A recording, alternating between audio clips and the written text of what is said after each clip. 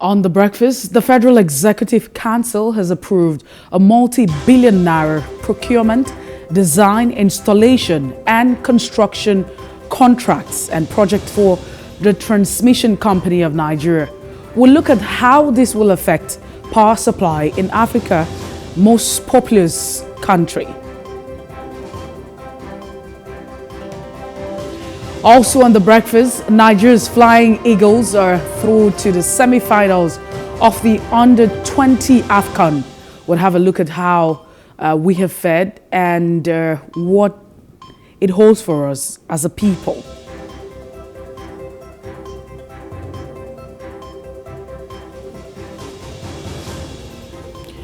And on Off the Press, we'll bring you in-depth analysis of today's major newspaper headlines.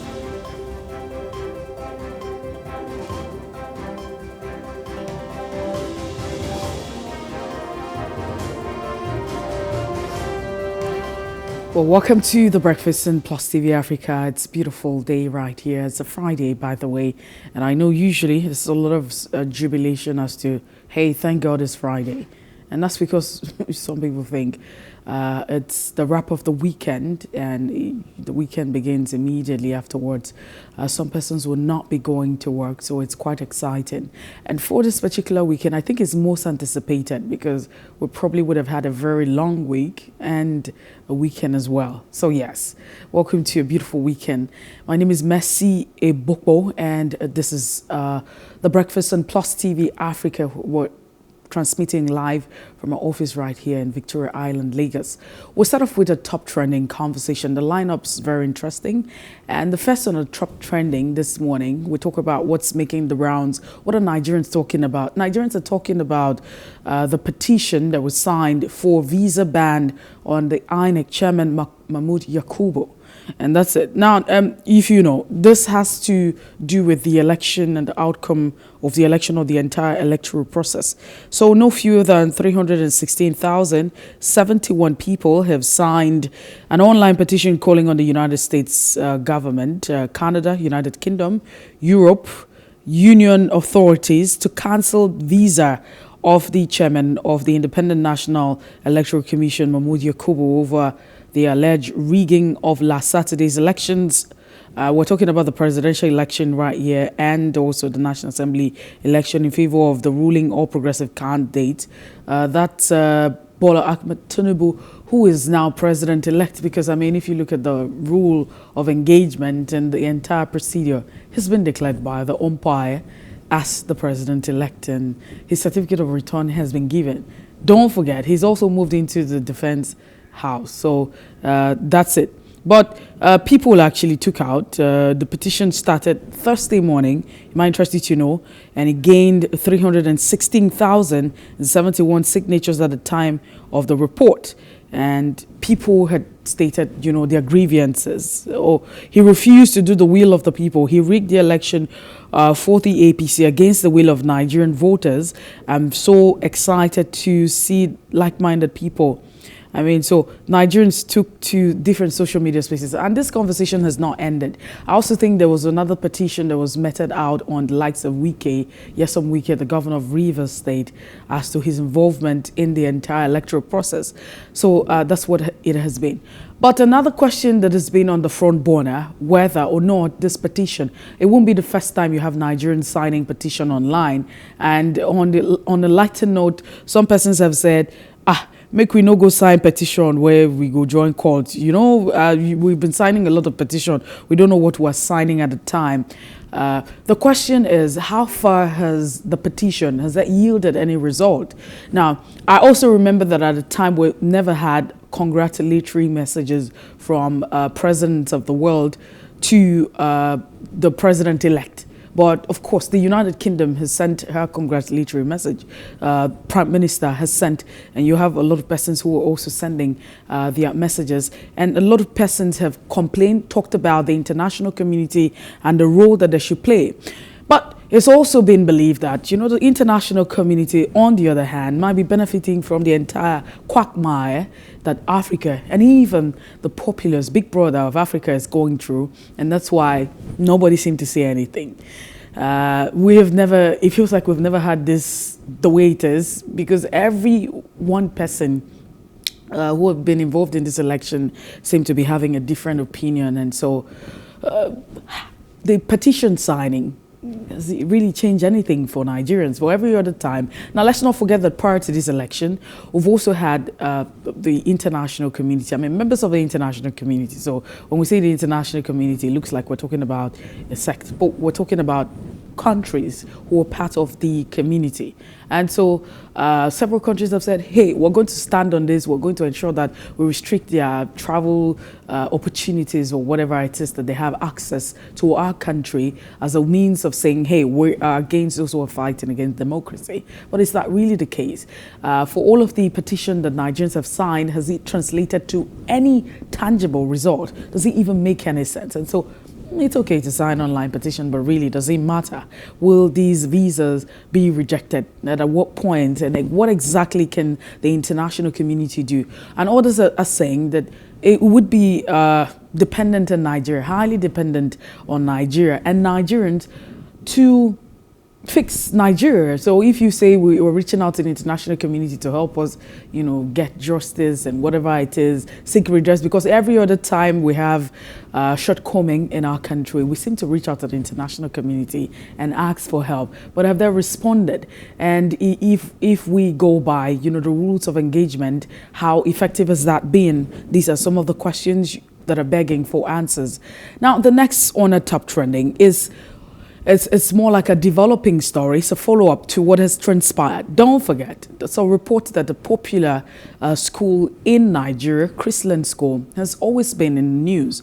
And in most times or cases, Chrisland School has not been in the news for good reason. Just too many reports, but we'll quickly get to it. Sometime this year, there's several reports as to a young child or student of the school who died, and the parents complained about the school being responsible for the death of the 12-year-old. Now, yesterday, there was a report by the mother. I really don't know if we'll have this video. We'll quickly just take a look at it, and it's not a very matured video, and so we'll target amateur video. Let's quickly take a look at this one now. My child was electrocuted to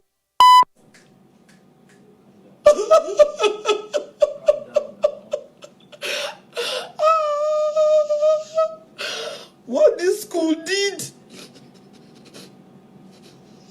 I told them, I don't want trouble.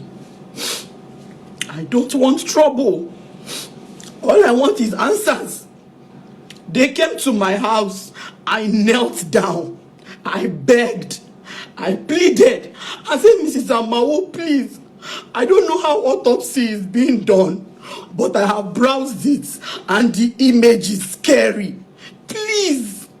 My daughter is already dead. Don't make me put her through that. They will. I beg you, in the name of God, you are a mother. Help me investigate and find out what I bought casket. I have accepted my fate. Let me go and bury my child in peace. Let me return her to her maker in complete peace. Please tell me what happened to my child. They kept on playing hanky-panky. They sent a letter to me and told me and my husband that they just want to assure us that they did everything humanly possible to save my daughter's life. How can you say that? How? I was there on that field. I was there in that stadium. Why didn't you call me? If I back my baby and cry outside, somebody would have saved my child. If you had called me, I will carry her on my back and run helter skelter. Somebody would have saved my child. Since you knew you didn't have a doctor on ground, you didn't have an ambulance. And still on the top trending on the breakfast, the president-elect Bola Ahmed Tinubu has set up a reconciliation meeting with the likes of Atiku and Peter Obi. Now, these are very top contending contestants in the elections. And you can actually attest to the fact that the 2023 presidential election was keenly contested.